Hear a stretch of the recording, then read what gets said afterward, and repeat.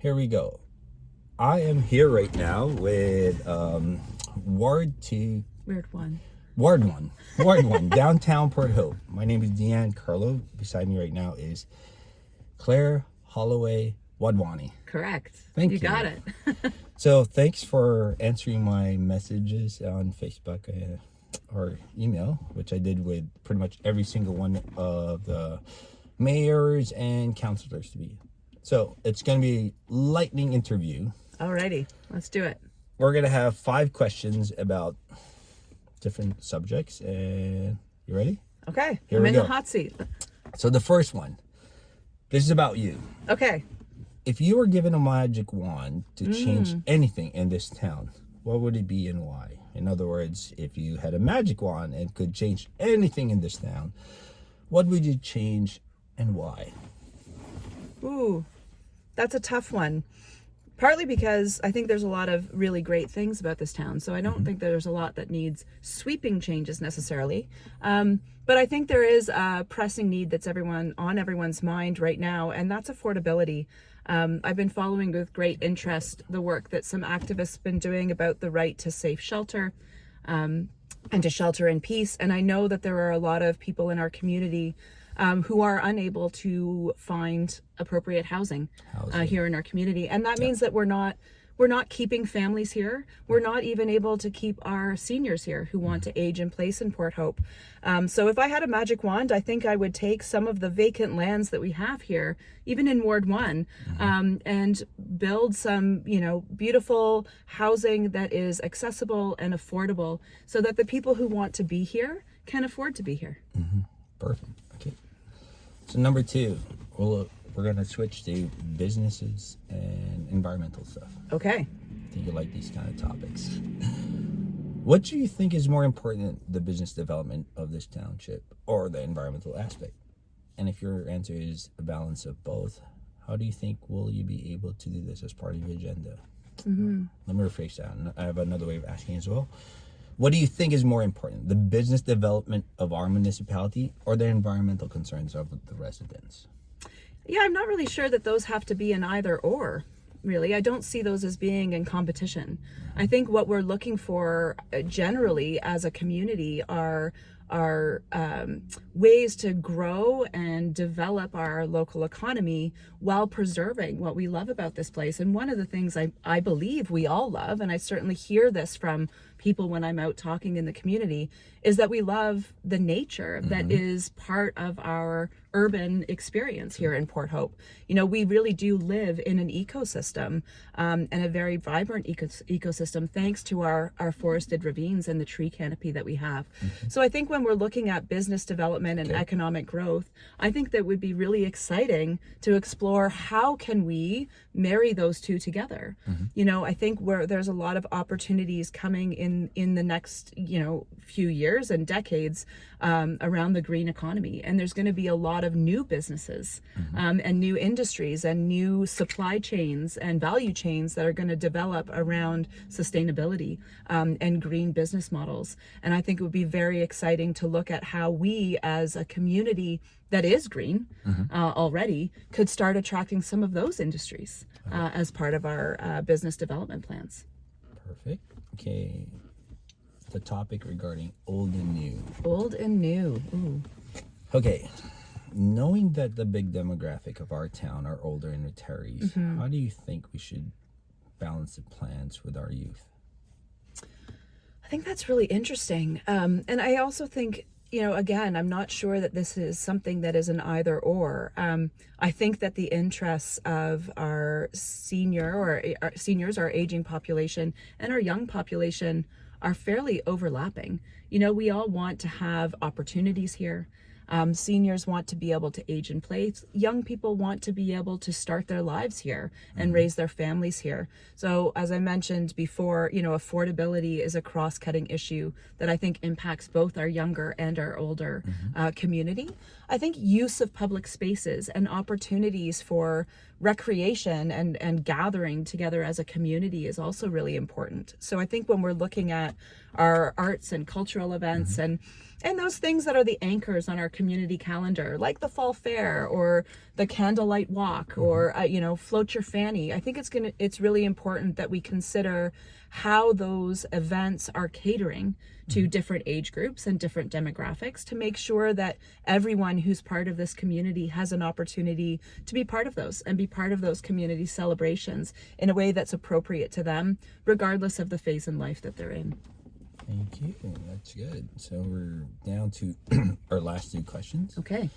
This one's It's regarding our rapid fire. Yeah, our First Nations. Okay. Good.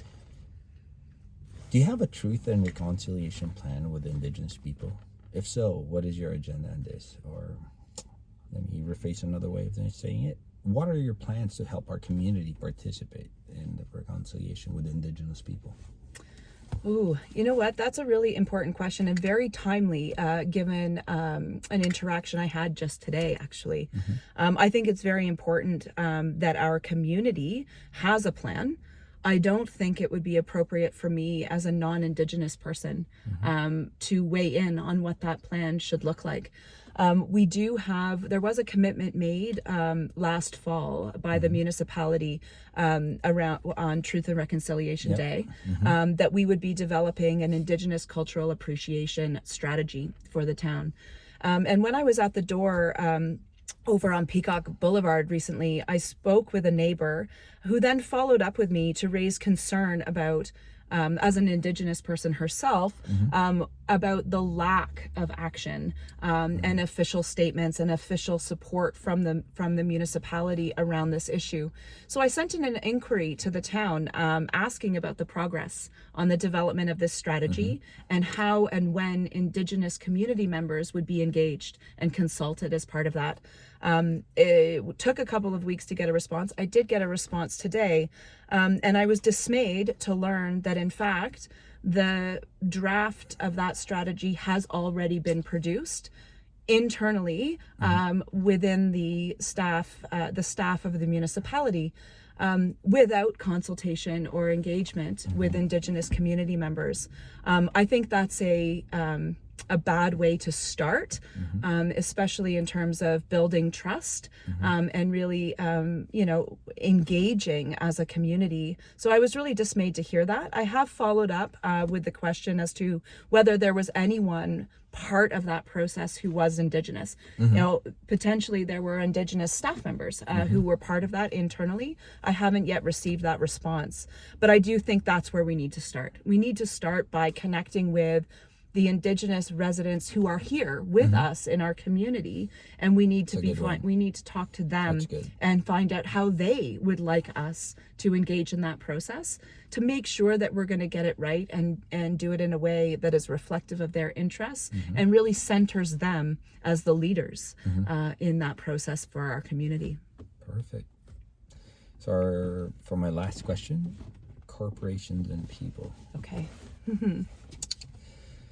At present, there are large corporations and developers with the influence and resources to have their say about most of our projects here. As you know, we have lots of stakeholders and over our township, and you don't know that they do have a lot to say as far as influencing certain projects. Can you balance corporate interests and interests of the residents and ensure that people who live here are also heard? Yeah, I think that's something that we need to do. We really do need to do better on. I think it's very important that we are very clear about what our vision is as a community.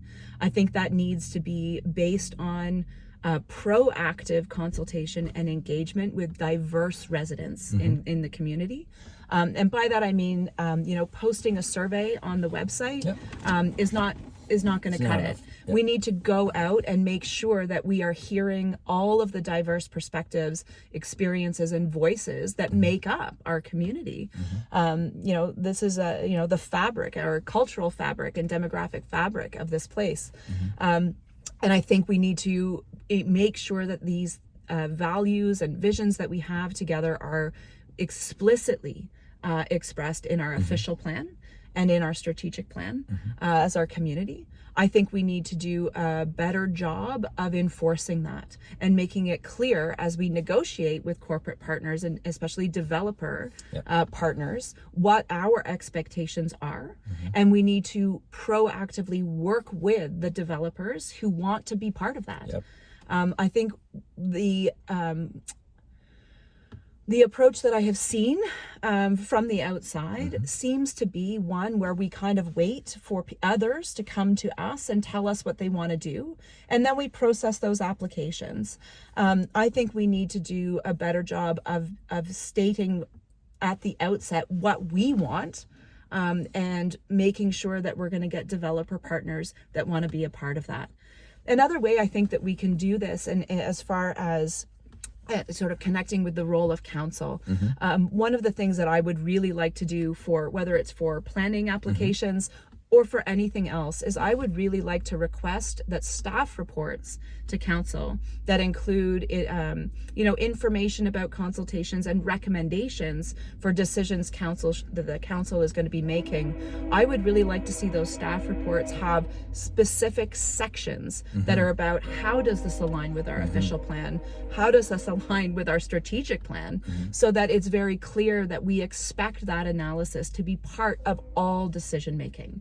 Once we know what our vision is, we need to make sure that that's what's guiding all of our decisions. And sometimes it's just a simple process piece like that that can really focus our attention and make sure that we're going to do that every step of the way. Perfect. Well, thanks for your time, and I hope that could help everyone's going to be watching this and you make your decisions on the coming elections. Thank you very much. Okay. Well, this was a little bit tougher than the karaoke I expected when we got into your car, but thanks for the opportunity to answer the questions. No problem. Thanks. It's been a pleasure. Good luck.